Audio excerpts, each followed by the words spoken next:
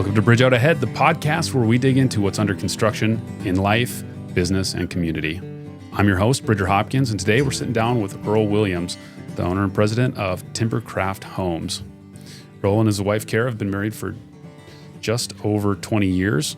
They've got 5 kids ranging from 3 to 18. So they're busy at home, and when he's not coordinating builds, Earl might be chasing kids, bird dogs out in the woods, telling a couple of dad jokes, or trying to find a nice Cabernet to pair with some pizza. Yep, that's me. Welcome to the show, Earl. Thanks. Thank you. Thanks for having me. So, Earl, if you could just tell us a little bit about your business and what you guys do. Yeah, we're a custom home builder, residential projects almost exclusively now. We've dabbled in some commercial work, but residential is really our forte, and I've got a crew of very good builders, carpenters that are true craftsmen, and so we build homes in this area, cabins, some remodels, some additions, but mostly new construction. Cool. Yeah. Before we kind of get into what you guys, in more detail, what you guys do, how did you get into construction? I guess I started when I was 13. My dreams of becoming a professional baseball player were dashed upon the rocks because I wasn't good at it, but my grandpa asked me to help build a home. He started working for a contractor in the Bemidji area. So first day on the job, we set some trusses and I was hooked, and never really even considered a different career from that point, which sounds kind of crazy, but that's true.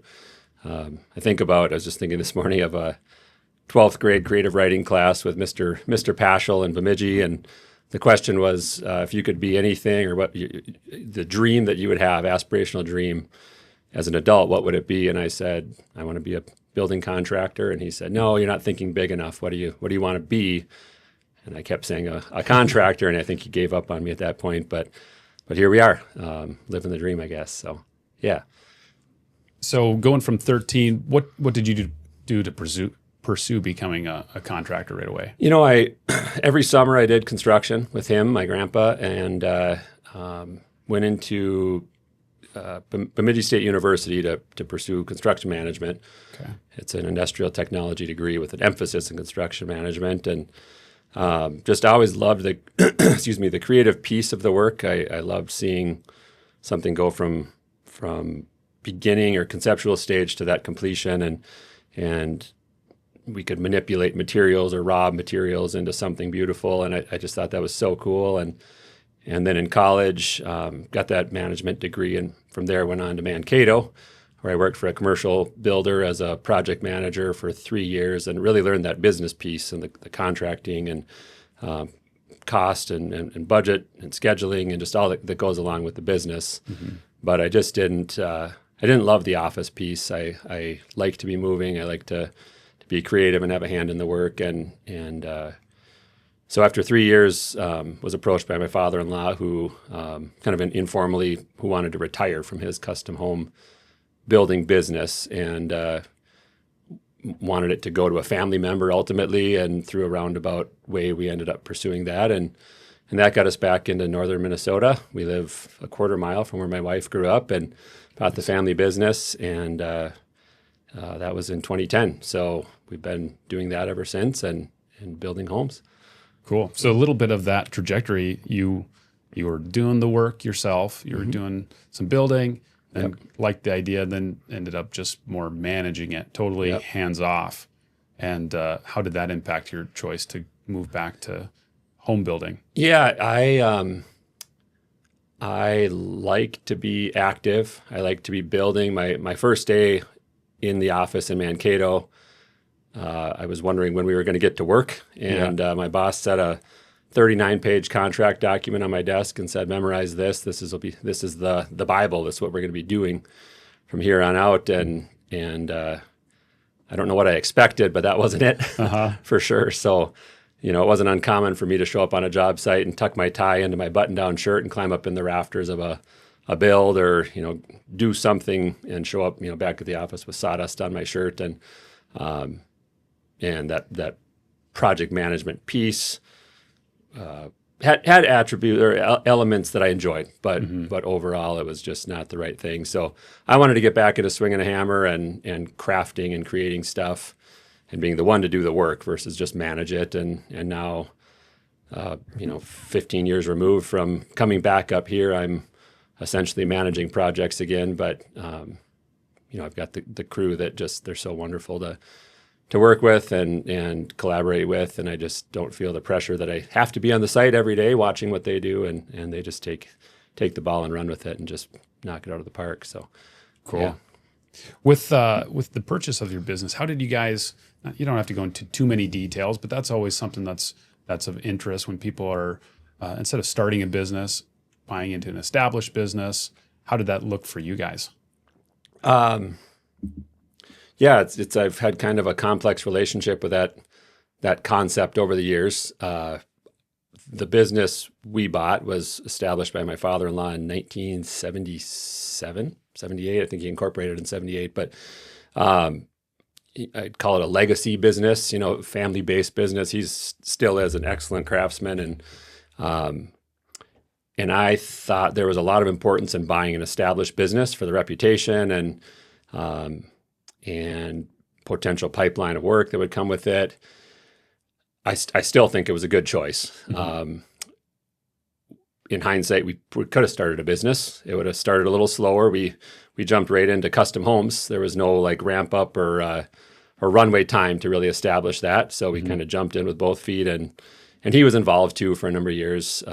Dale worked off and on for about 3 years, I guess. So kind of helped us get rolling. But we had the help of an accountant who's a good friend of ours. He's a close personal friend, still does our accounting, but he kind of helped set things in motion for understanding how you pay for the business, and that was the thing that made me most nervous. How do you buy a business? It was totally new to me, and I'm not sure how to answer that entirely, but it was a process, and we learned. I think we're still learning. So yeah, absolutely. That's something we're going to be diving into in the future, just with where we're at in our economy. We have a lot of baby boomers coming up. We're going to be retiring and looking to sell businesses. And so it's always interesting to hear how people navigate that, because everyone is different. Yep, absolutely.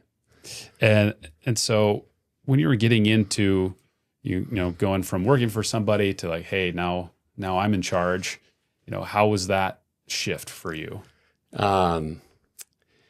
It was freeing in a lot of ways. I've been principle motivated, I would say, for a long time, most of my life.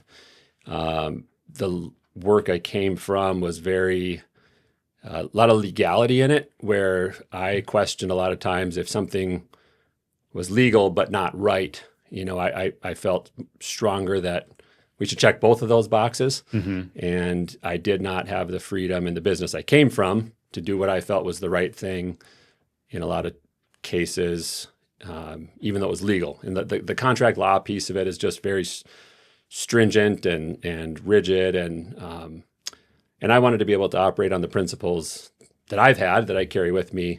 And so having the freedom to do that, a lot of times there's a lot of gray area. Right. Not everything's black and white. So learned along the way and really had to hone in on what those guiding principles are. But that was exciting for me. I thought being my own boss meant I'd have a lot of time to hunt and do whatever. You laugh because we all laugh about that. But it gives freedoms to do things. I don't think I've missed one of my kids' Christmas programs at school or that sort of thing. If my wife needs help with something, I'm usually able to be flexible and leave what I'm doing to help her. That might mean I'm sitting at my desk at midnight, but that's fine. So pros and cons, but it's been a privilege to be able to do it that way. It ends up being something that I describe my work as being, my schedule is flexibly inflexible. Yeah. At the end of the day, there's a certain amount of stuff that has to get done. Yep. When I do it, isn't always as important. Right. That's it's both freeing, and at the end of the day, it ends with you. Yep. Absolutely. So what was the timing like for you guys actually taking over the business? We've had a lot of ups and downs in in our economy and also just in the housing market in general. So what did that look like for you guys? Well, interestingly, I graduated. We went to Mankato. I think I started my job in January. Yeah, it would have been January of 2008. Okay.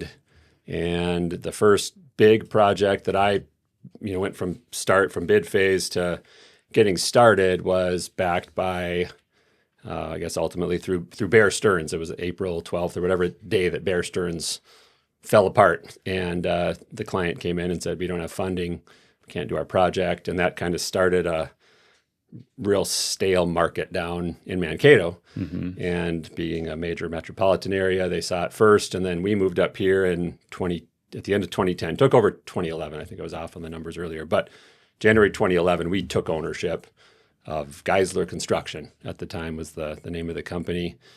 And of course, that was right about the time that we saw the bottom of that recession market up here. So that first year was very trying. The projects that seemed to be guaranteed were not guaranteed. And I think we had maybe 6 weeks of work from January 1st till October 24th.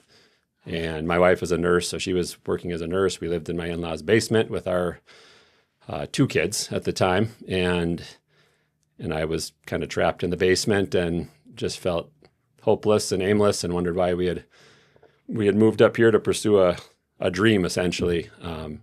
So the timing was really interesting. It gave us a unique perspective in that every minute or hour of work that came in, I mean, I was so grateful for, first of all, just to get out of the house. Yeah, it's one of those times where like, okay, if I can make it through this, Yep, I can absolutely. make it through anything. Yep. And at that time too, what were you guys doing to gain business or find more clients? I don't know. It's kind of funny. It was like like a fever dream or something. Like looking back, I was thinking about that recently, and maybe blocked it out. I don't know if I blocked it out or what. I wasn't cold calling everyone in town. Yeah. I'm not like a real connected socially person. It was my first time up here, my first year living up here, so I wasn't involved in any membership organizations or anything. And I don't know if I just threw up my hands and said, well, when the work comes in, it comes in, or what. Certainly looks a lot different now in how we pursue jobs and marketing and that sort of thing. But yeah, I mean, I was parenting and thinking a lot about work and what I would do when we get to work. And I know during that time, I wrote a couple letters to business people who I knew loosely in town and just looked for opportunities to make a connection. But yeah, I don't know. It feels like an eternity ago. And it's kind of gray. It's just cloudy. And it ends up like you don't, at that time, taking over a business and starting out that way, sometimes you don't know what you don't know. Yeah. Even as like, what should I be doing to Right. get more business, or is there even more business to be had? Yep. And that time, I mean, and to be honest, established, very good contractors didn't have work. No one had work in this, not just this area, across the country, of course, but everyone was just hungry for work. And I would have put a shingle on a roof, one shingle if I needed to, or one piece of trim up or whatever, anything to get some work. And I think everyone was in that. Most people were in that same boat about that time. So, yeah. Going through that too, when everybody's experiencing the same thing, you'll often find in those times people drop out of the market. Yeah. People close down their businesses or take different jobs or switch careers. And so if you can weather that, what did it look like coming through that? Yeah. So let's see, October. So during that time, we were renting a house and kind of building a garage kind of house thing that we'd live in temporarily. And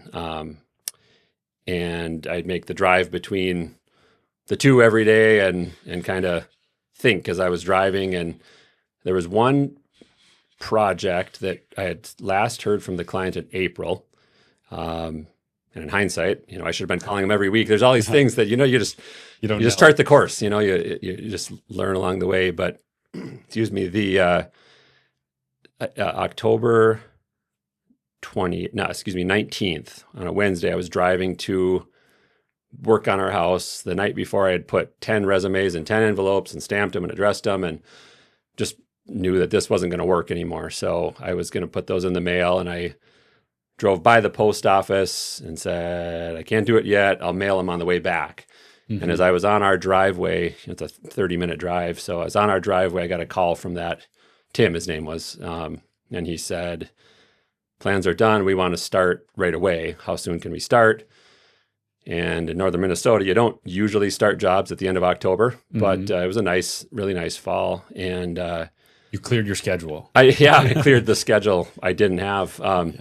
That said, we had my wife was due with baby number 3, and we were expecting her the following week. She ended up going into labor that Saturday, the 22nd, and it was an 80 some degree day. But so that Wednesday, I stopped and right on the driveway, I didn't even get to my house yet. I called a excavating contractor. It was total cold call, and a concrete contractor, and by God's grace, pulled together this team of people. And in fact, the concrete and masonry contractor said, we really don't need the work. We kind of put tools away for the year already. And I just said, I didn't tell him how desperate I was, but I said, I'll do anything. I'll carry block. I'll tend for you, whatever it takes to get it going. And they agreed to do it. And to this day, they're good friends of mine, and I'm just eternally grateful for them taking that project. If it wasn't for that, we wouldn't be in business. I think I don't know for sure, but I don't think we'd still be in business if it wasn't for them taking the job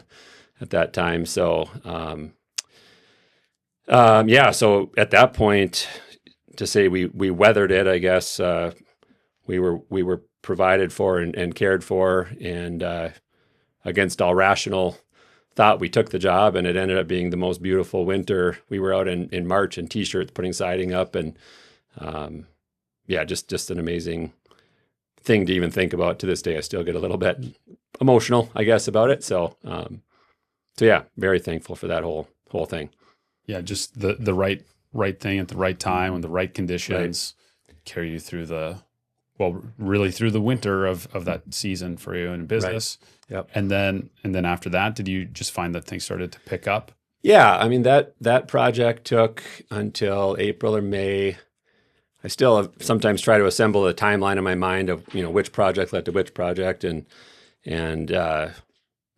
usually it was a word of mouth, or I knew someone who was going to build or something, and we did do a large commercial manufacturing building in that time, and had I not had my background in commercial work, I wouldn't have been able to do the project.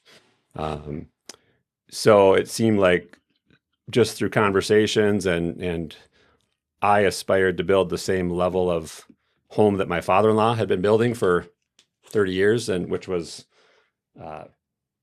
very well built, quality, and I think that helped carry. We didn't just aspire to slam up stuff and move on from it. So it seemed like from that point, I wouldn't say it snowballed. There were years where we would go from week to week and not be sure what was going to come next. But it seemed like it was always just the right thing at just the right time, and just enough of the right thing. So I mean, my perspective is that we are provided for, and I could be the best builder in the area or in the country, but provision. I believe God provides our stuff, our sustenance. So it seems like time and time again that was proved to be true. Yeah, and so when you're starting to get your feet under you, then you run into a whole different set of problems usually, and that a lot of times can revolve around scaling. How do you effectively scale from just a few guys to multiple projects? What did that next step look like for you guys? Well, when I have that answer, I'll get back to you in 10 years, 20 years, I don't know. But no, it's been, it's like I have a daughter that just turned 18, and a friend said, how does it feel to have an 18-year-old? And I said, well, we've grown up with her every day and every week, and it's not like we went from a baby to an 18-year-old. It's every day, every week has its own challenges. So we learn and adapt and grow and change and all those things that come with it. So we started out, it was, the general structure, I would say, of a general contractor is the owner is kind of the most knowledgeable senior guy on the crew or gal, and maybe you have a couple of helpers or something, which works really well. And it's a good way to build quality stuff, but you really can't scale or add, increase at that level or with that structure, I guess. So we built a project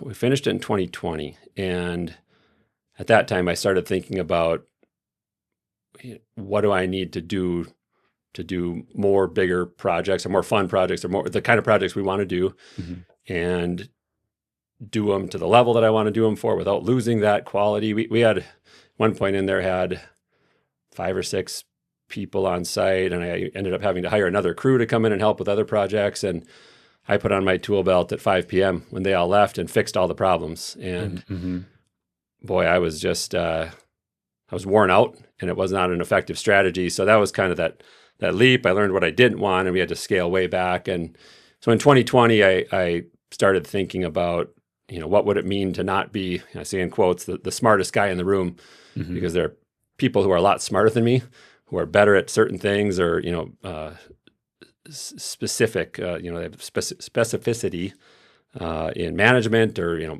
financial management or marketing or different things. And so started realizing that I kind of had to pull myself back. I was the limiting factor, I guess, the ceiling in a lot of ways to limit our growth. And so that started that thought process in 2023. Where the years get hazy. I shouldn't even be throwing out years because I'm probably going to be way off. But I've had a stable crew for a while. One guy's been with me for 10 years and another guy for about 5 years. But had the opportunity to bring on a carpenter that had worked for another custom home builder in the area, who he's run projects for that guy for a number of years, and had the opportunity to bring him on, and that immediately launched us into being able to keep a couple projects going at the same time. And through my existing crew, through me backing away and really trusting their abilities and realizing they know a lot about a lot of things I don't know anything about, I was able to pull back, and they just jumped right into their roles and managing and using stuff that they already knew that I didn't teach them. They just knew it from their experiences to benefit projects. And it was scary at times because the way I knew to do things, wearing a tool belt, swinging a hammer, all of a sudden wasn't there, so I had to learn to back away in order for them to step in. And I would say that was a big risk, but I don't regret that one bit. So now we're able to, effectively, I'm running materials, I'm hauling garbage or whatever it takes to keep the stuff going, but I've got 2 crews on different sites, and they say jokingly that I'm never on site. Well, I'm usually on the last job or the next job, or planning for the job after the next job, and keeping things going and doing client relations and all that stuff. So yeah, it was a lot of things just in the right place. Again, just what we needed at just the right time of people. And we have a team of subcontractors, local subcontractors too, that we can rely on. And I don't have to wonder who's going to be on the next job or whatever. We can guarantee our output. So I love that piece. And it's always interesting going from like, okay, we've got a business, it's surviving. We got our baseline now.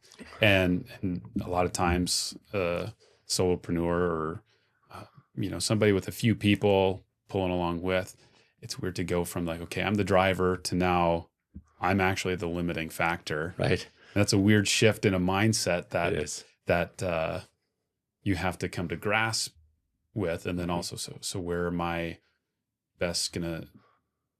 strengths going to be best utilized, and how do I get those other people? So you can, because you find you only have so many hours in a day. Right. And even if you want to do more, or if you feel like you can, Yeah. For those who have families and want to see, who want to see you, Right. that's another thing where you're trying to balance all those. What have you found has been effective in getting the right people? I'm not sure if it's anything I've done for sure. Maybe, I guess. I keep a list of kind of guiding principles or guide words in my phone and my notes, and as cheesy as it sounds, I mean, they're there for me, so I can look back at them and say, why are we doing what we're doing, or why are we doing it the way we're doing? And I think the first line is principle before profit. And I love people. I love being around people, and I like to treat people well. It matters a lot to me that people are cared for, and I've tried to be the best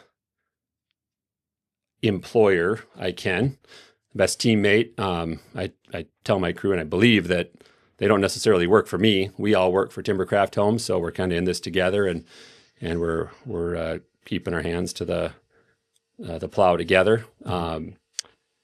And I think that speaks. It's a small community, and people talk, so we all wave to each other as we drive by on the road. So if I'm a bad guy to work for, word's going to get out. And likewise, I think if I'm a decent guy to work for, that word's going to get out too. And I just try to facilitate a culture of, not a culture, but an atmosphere of relaxed job site. I just don't like. I've worked on plenty of them where people are yelling at each other and stuff's getting thrown, and just really toxic environments. And I just don't think we do good work when we live in that environment. So that,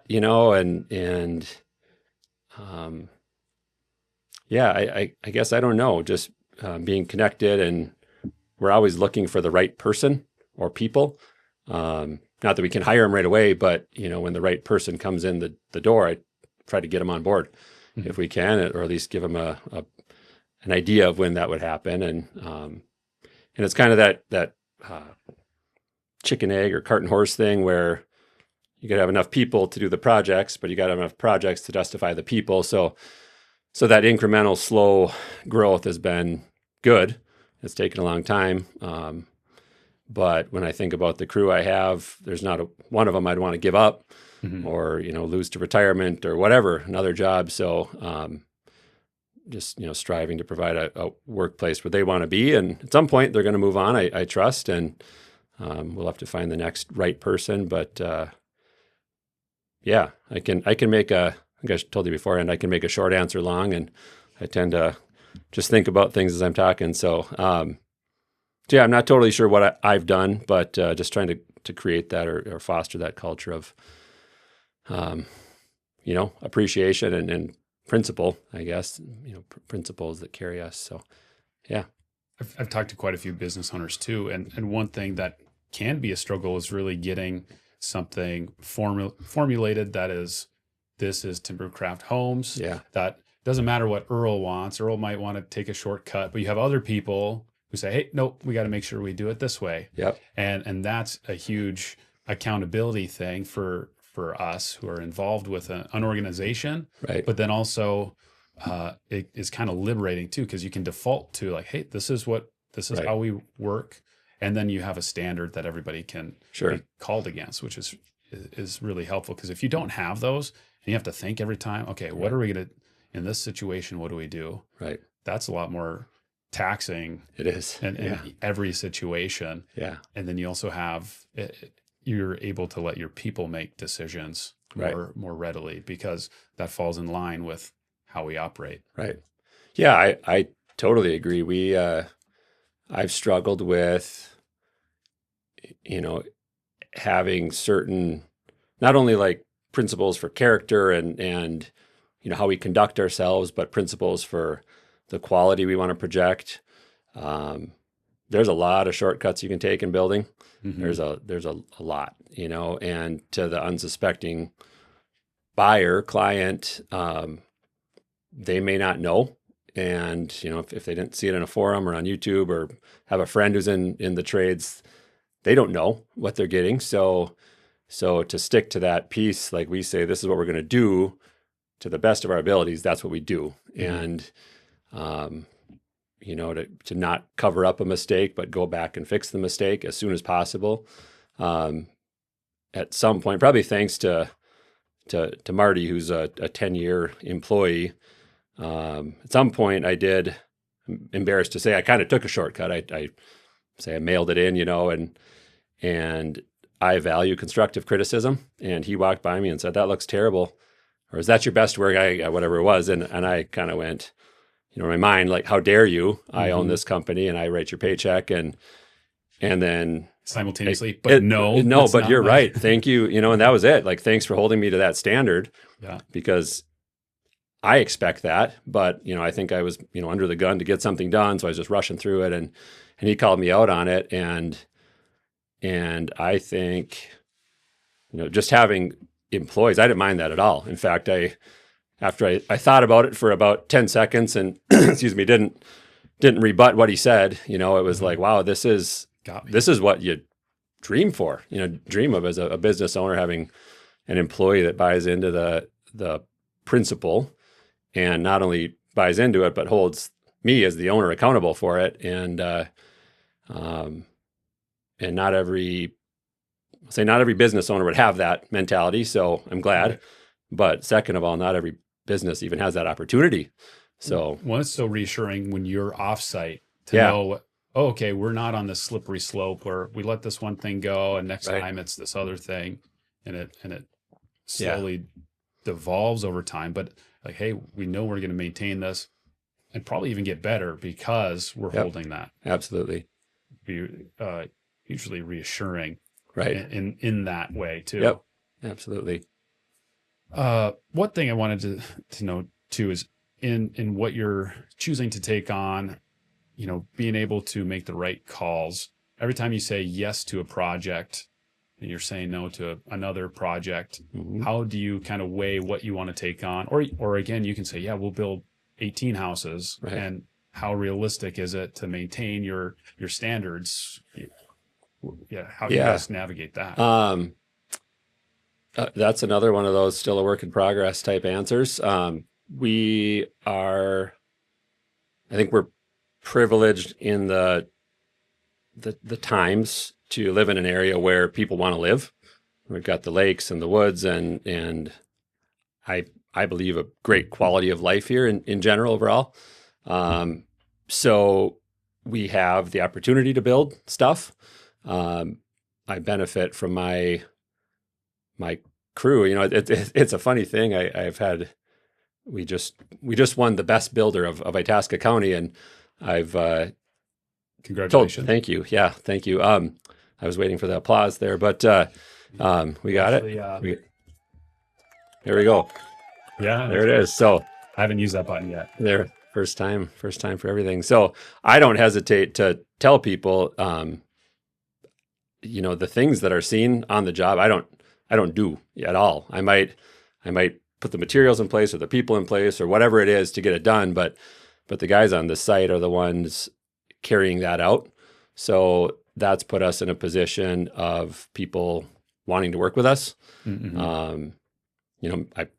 I have something to do with it on the front end and the back end and through the whole process for sure, but they're the ones carrying that stuff out. So when I get calls about projects, it's really easy for me to say, look at this picture on our website, or let me walk you through the projects that we're building or we've built. And we have clients that we've worked for that have been just an exceptional asset for just the word of mouth marketing, but also they have people in their homes or people who are moving here that end up in their home and they ask who built the home. And of course, they can say Timbercraft Homes built it. And so that's positioned us in a place where I can say the work speaks for itself. I last year started working with a marketing professional who's now kind of a marketing team essentially. And I just really, even though we didn't need a lot more work, I wanted to put our work out there so people can see it. Mm-hmm. And she just took us from a good contractor to like I mean, I think we look super professional now, and I've heard it from a number of people who follow our social media and our website and just what we're putting out there.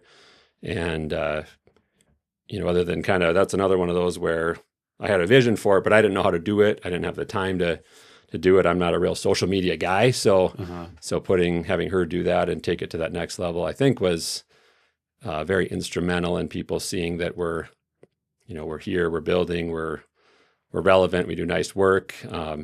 And not just work that looks good in pictures, but I can bring clients through it. So, I to take a job, like you said, means you have to turn down another one. And for a number of years, I would jump at any possible thing that came in the door. So someone needed an egress window cut in, and I'd say, sure, we'd do that. And that ties us up for a week from start to finish, finishing the sheetrock or whatever that looks like. And invariably in that time, I'd get a call for another project that needed to be done right away that I had to say, I'm sorry, we can't take it. Or, and that's, a small glimpse at that. But to take on certain projects means you can't do the next one because we have a limited resource. And if we want to rush through something, that means we're taking shortcuts, and we just don't want to do that. And so how do we sort through those? I mean, I spend a lot of time generally talking to a potential client, and trying to understand what their principles are, their goals.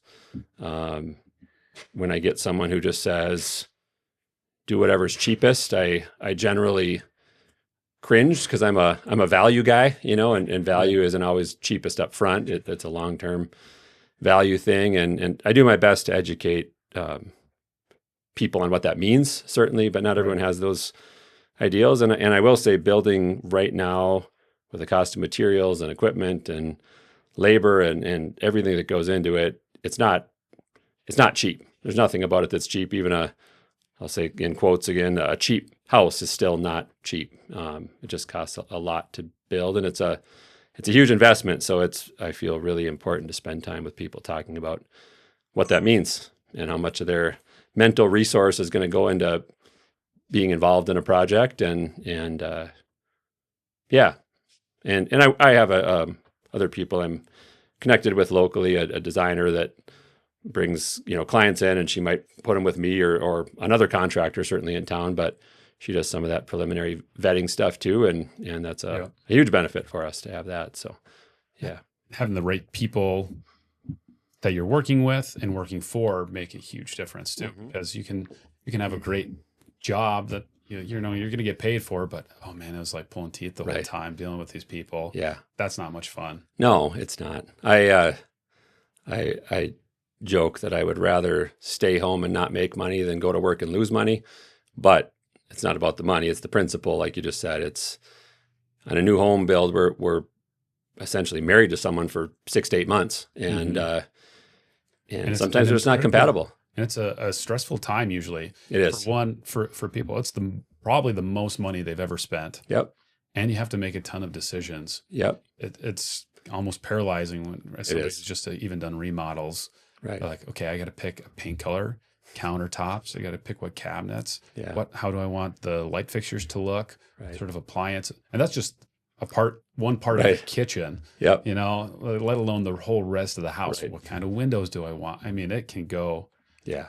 And most people only build one time in their life. If they build at all as a home owner, it happens once. And every once in a while I get someone who had a house built and they're able to come to me and say, here's what we liked, here's what we didn't like. And I go out of my way to ask them, what does a successful project look for you? Or, what's a win in your book? What can we do to make the project easier or better or whatever that might be. And so that's a benefit. But yeah, it's some people are just extremely organized just by nature, and they, I had one client 2 years ago who handed me a book on day one and said, here are all our paint colors and our tile and our fixtures and all this stuff. And but that's happened one time in 14 years. So almost 15 years. So and we try to guide people, and not every decision has to be made on day one. So it's yeah, it's a journey. That whole journey. It's not just the finished product. Once they move in, if we did our job right, the house should perform like we said it would. But to get from start to finish and then deliver it in a way that they're going to be happy with is it's hospitality, and it's empathy, and it's understanding who they are and what they want and what their family needs, and to deliver it to their standard it's a challenge. It's a privilege, but it's a challenge for sure. Well, Earl, we're going to snag you for a second episode where we just talk a little bit about just building and the building process in general. But as we wrap this up, we're really excited to see what you've been doing, especially because we're able to see more of it on your social media. Before we find out where we can, follow you at. You had mentioned the principle before profit as one of those phrases or words that you have kind of saved in your phone. What, right, as a part of our toolbox takeaway, what's another little bit of inspiring? Well, how should I put it? What's one of your phrases that you used to go back to, or something that you use daily to push you ahead? Oh boy. Usually starts the day with, okay, get out of bed. And I'm just kidding. That's the daily reminders. I'm not sure, the one that stuck with me that I heard years ago and I thought seemed a little bit, I don't know what the word is, cliche or like empty, but I've latched onto is purposeful and passionate. And whatever your perspective is, if things are just purely accidental and coincidental, I think that happens for sure. But to the best of my ability, I'm kind of a control freak, I guess, in some ways. So I like to keep things in front of me and be purposeful about them. I've definitely been the beneficiary of some accidental things that have kind of fallen my way, or, by dumb luck, something happened. But to be purposeful and meaningful about how I approach situations and conversations and networking, or, the employees I have and people we work with and things we do means a lot. But the passion piece, I don't define success in monetary terms or in financial terms. I mean, we need cash flow. We need to pay the bills. And when we have profit, it puts us on a platform to be able to use that to help people and benefit people. So, but that passion piece, there's so much joy in what I do. And yeah, it's been a grind, and it still is a grind. There are weeks where I just want to get through it and make it to family time on Friday night. But, I would say 3 to 5 days out of every week, it's not just like I'm good with the way things are. I'm like ecstatic about things, and it just gives me so much passion for what we do and why we do it and the people we do it with. And usually if I'm sitting at my desk and kind of, washing my face with my tears or something like that because I'm being selfish and complaining about something, I get to the job site and my guys are there, and it's just a blast. I love working with them. So that's it. Purposeful and passionate is a big one. And it means something to me. I don't know if it means something to everyone, but that's something I try to stand on day in and day out. Cool. Well, I appreciate it, Earl. We're going to get you here again. We're going to talk about just building in general. Okay. But appreciate your time. Thanks for stopping by. Yeah, thanks for having me. This episode of Bridge Out Ahead is brought to you by Legacy Bridge Real Estate, brokered by Grand Properties. At Legacy Bridge, we believe real estate is one of the most powerful ways to build wealth. More importantly, to build your legacy. Whether you're buying your first home, selling a property, or looking to invest, our trusted team is here to walk with you every step of the way. Legacy Bridge Real Estate, where legacies begin. Today's theme music is We're Making Good Time by Jed LaPlante. Thanks for joining us today. And remember, no matter the detour you encounter, the road ahead is still yours to build. I'm Bridger Hopkins, and this is Bridge Out Ahead.